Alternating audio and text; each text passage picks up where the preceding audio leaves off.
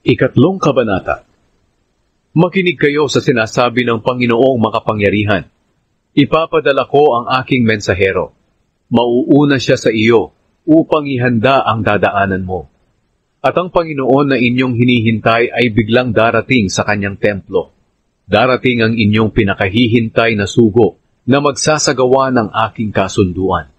Pero sino ang makatatagal sa araw ng kanyang pagdating? Sino ang makakaharap sa kanya kapag nagpakita na siya? Sapagkat para siyang apoy na nagpapadalisay ng bakal o parang sabon na nakakalinis. Lilinisin niya ang mga paring Levita tulad ng pagpapadalisay ng pilak at ginto upang maging malinis ang kanilang buhay at maging karapat-dapat silang maghandog sa Panginoon. Sa ganoon muling malulugod ang Panginoon sa mga handog ng mga taga-Huda at taga-Jerusalem gaya ng dati. Sinabi ng Panginoong makapangyarihan sa mga Israelita, darating ako upang hatulan kayo. Sasaksi agad ako laban sa mga mangkukulam, sa mga nangangalunya, sa mga sinungaling na saksi, sa mga nandaraya sa sahod ng kanilang mga manggagawa, sa mga nanggigipit sa mga byuda at mga ulila, at sa mga hindi makatarungan sa mga dayuhan. Gagawin ko ito sa inyo na mga walang takot sa akin. Ang pagbibigay ng ikapu. Sinabi pa ng Panginoong makapangyarihan, ako ang Panginoon ay hindi nagbabago. Kaya nga kayong mga lahi ni Jacob ay hindi lubusang nalipol. Tulad ng inyong mga ninuno, hindi kayo sumunod sa aking mga tuntunin. Manumbalik kayo sa akin, ang Panginoong makapangyarihan, at babalik ako sa inyo. Pero itinatanong ninyo, paano kami manunumbalik sa inyo? Magtatanong din ako sa inyo, maaari bang nakawan ng tao ang Diyos? Parang imposible, pero ninanakawan ninyo ako. At itinatanong ninyo, paano namin kayo ninanakawan? Ninanakawan ninyo ako dahil hindi ninyo ibinibigay ang inyong mga ikapu at mga handog. Iyan ang dahilan kung bakit ko isinumpa ang buong bansa. Pero ngayon hinahamon ko kayo na subukan ninyo ako, ang Panginoong makapangyarihan.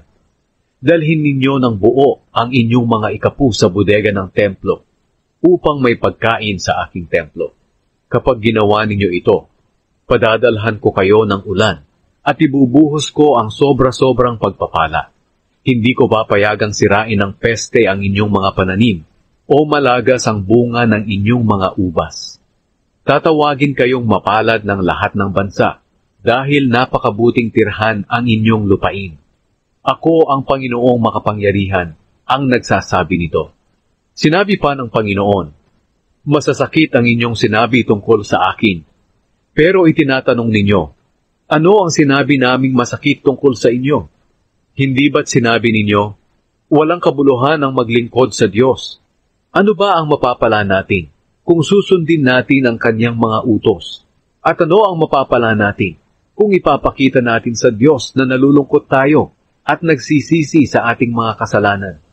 Masasabi pa nga natin na mapalad ang mga taong mayabang, sapagkat sila na gumagawa ng masama ay umuunlad, at kahit na sinusubukan nila ang Diyos, hindi sila pinarurusahan.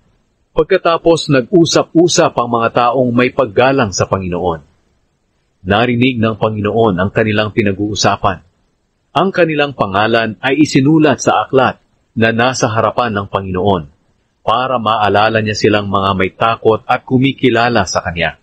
Sinabi ng Panginoong makapangyarihan, magiging akin sila sa araw ng paghatol ko.